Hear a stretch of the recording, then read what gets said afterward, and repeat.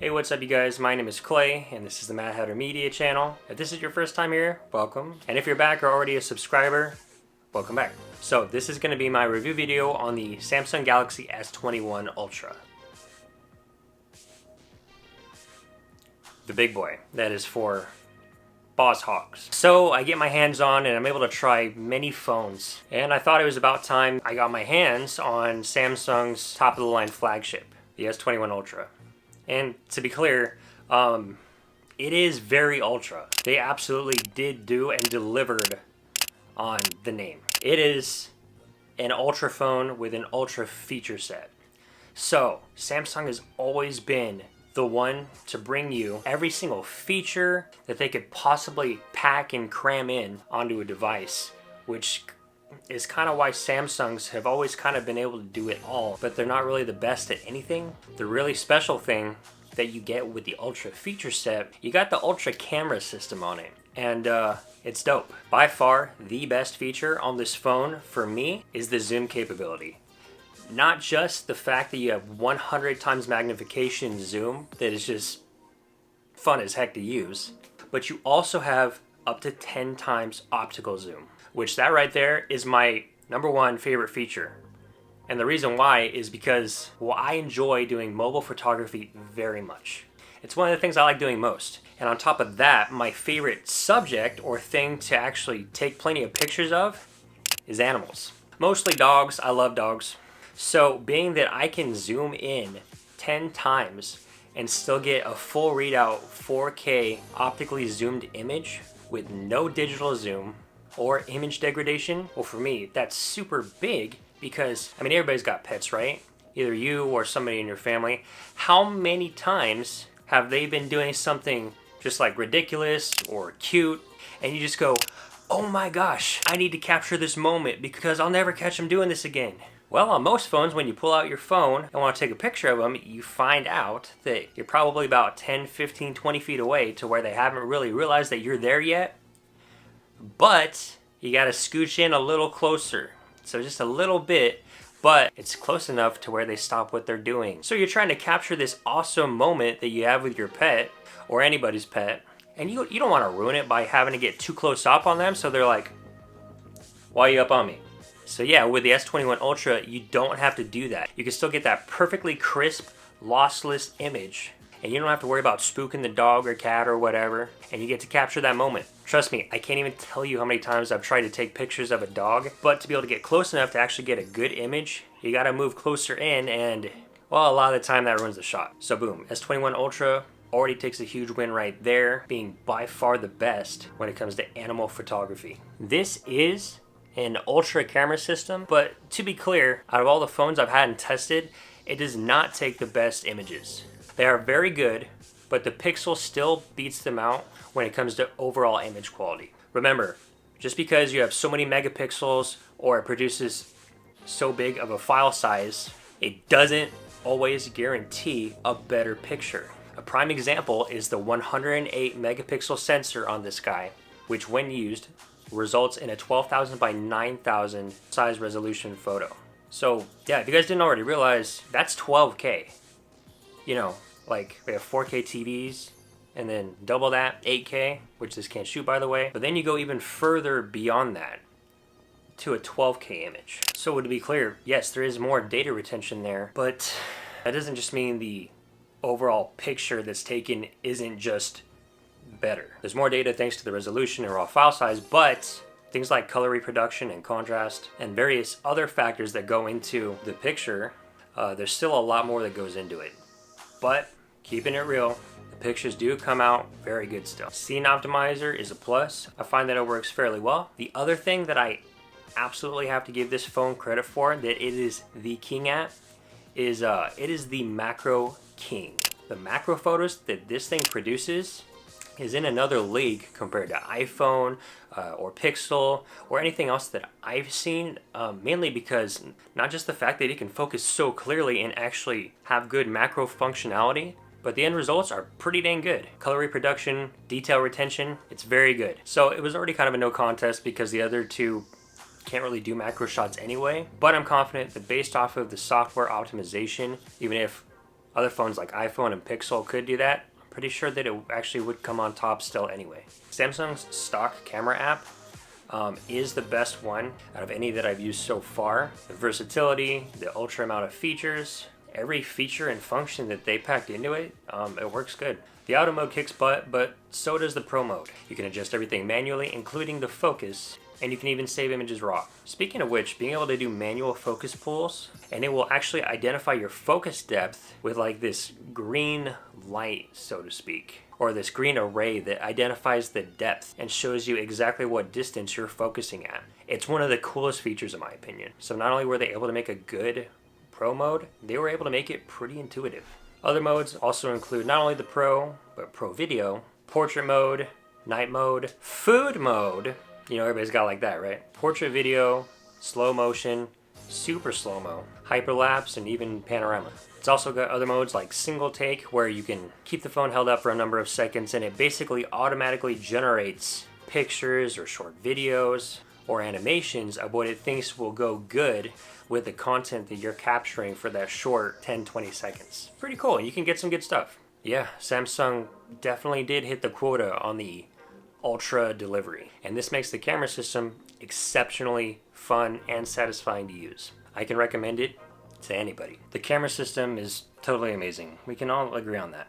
They definitely did do a good job further refining and kind of smoothing out and integrating that camera bump. So yes, it's still a big overall camera notch, but then again, you are buying a phone with a 4-camera system. And to be honest, as far as them managing the overall size, width, and weight, I think they did a really good job.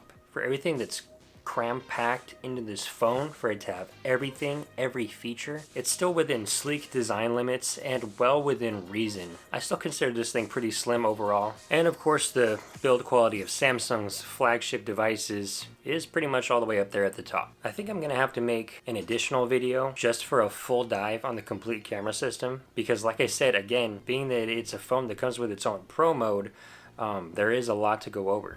Yeah, so the number one highlight of the camera system is probably the 100 times magnification zoom, and then under that, the fact that it shoots 8K 24, and I think those are the real heavy hitters on the camera system. The zoom nobody can do, and the 8K I'm pretty sure only OnePlus 9 Pro can do that right now. So as far as the Ultra body design, the Ultra regular everyday use of it as just a phone, yeah, there's a lot to go over there too. You of course have a 120 Hz AMOLED panel with a WQHD plus image resolution.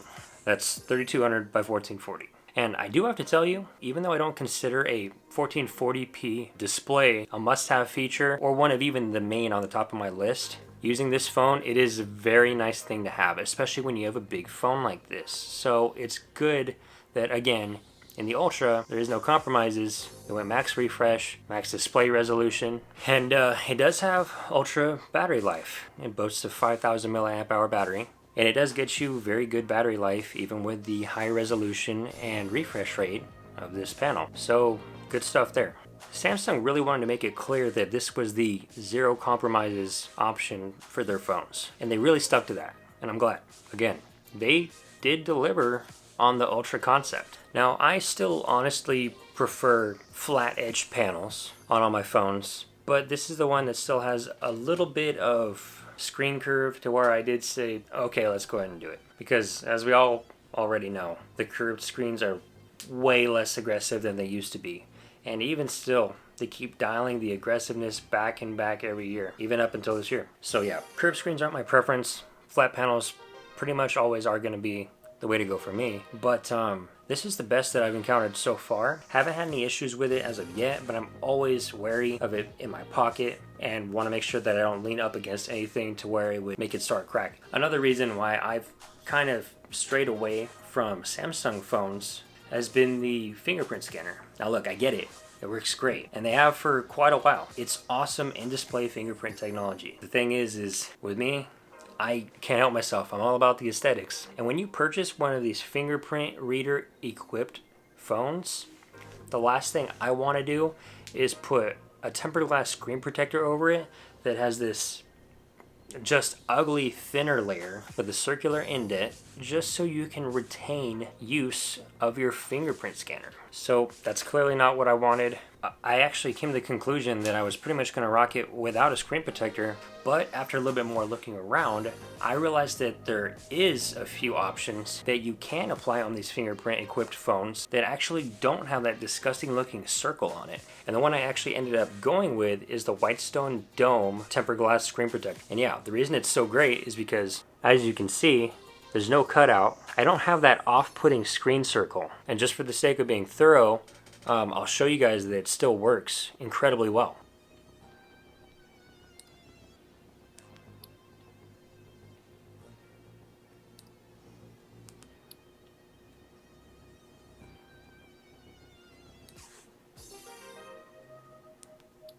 And so yeah, it's pretty cool that there's screen protectors now to where you don't have to deal with that ugly fingerprint cutout. And as you guys saw, it still works perfectly fine. I gotta be honest, I don't know exactly how they did it. I didn't think it was something that was actually gonna be possible, but here it is. So for any phones equipped with fingerprint scanners, the Whitestone Dome is definitely the screen protector that I would recommend. I'll put the Amazon link in the description down below if you decide that you need to pick one up. Alright, so the last main part of the phone that makes it Ultra. The no compromises, total complete package for total boss hogs. And that is the chip that is powering the phone, the Snapdragon 888. It's everything it's supposed to be. I didn't realize what a treat I was in for when I started using the Snapdragon 888 chipset. But man, this thing does not lag for nothing. It is a processing beast, and any processes that you throw at it, it rips through it no problem. So now that I've been using it, I really understand more of how powerful the 888 chipset actually is. I mean, that combined with the 12 gigs of RAM, boss hog. Samsung's One UI is significantly more refined than the last time I used it, which was a couple years ago now. So much better user experience there. I thought it was pretty bad before, but now it's great. I do still enjoy running third-party launchers. Some of my favorites are Hyperion, Nova, Launchair. They're all pretty similar. But I haven't been able to just stick to using them because, for those of you who aren't already aware, for the time being, when you're using a third-party launcher and you swipe home to your home screen, well, even if that third-party launcher is your default launcher, there's a lag period. So if you try to click or open on something else, it'll kind of just look like a hiccup. So what that does is it slows you down. And for somebody like me who bought the Ultra phone for the Ultra performance, I'm not okay with that. So for the time being, I've backtracked to just using the One UI launcher with a custom icon set. Because trust me, when you get a phone that can finally keep up with you as you're zipping through applications as fast as you possibly can, you don't really want to give that up. Now I believe this gesture limitation is going to be alleviated when Android OS 12 drops, but I guess we'll just know when we get there. Just to go over pretty quickly, files and pictures and everything else are still not as easy to share like from an iPhone, to where I can just snap a pic or a video and instantly airdrop it to an iPad, a Mac, or whatever else it may be. It's not as simple and no-brainer easy as it is to do that, but I do have to give credit where credit is due. I think Samsung has done a very good job with their My Files app. I find pretty much everything in the app is clean, intuitive, organized, and overall easy to use. So that's a big plus in my book. And pro tip, if you're a fellow creative and have to deal with SD cards often, the easiest way that I've found to be able to get files and media off of this to, for example, my Mac, I can take just this little device, and it's just an SD card reader to a Type-C. And from here, I can just go ahead and plug in my SD card, and I can transfer whatever files I want to move from the phone straight to the SD card, and then just pull the SD card out and plug it directly into my Mac. So moving files from the phone to the SD card to the computer has been the easiest way that I've found how to do it, and I find it works really well. So yeah, the phone overall is great. I mean, yeah, it does come with a heavy price tag, but you are getting what you paid for. I feel like if I could take one phone and do Pokemon Snap in real life, it would be the Galaxy S21 Ultra. Okay guys, that's the video. I hope you liked it. Go ahead and share your thoughts. And if you want to be part of the community where I continue to post more videos of reviews and talking about tech, well, then you know what to do. I'll see you guys in the next video. Bye.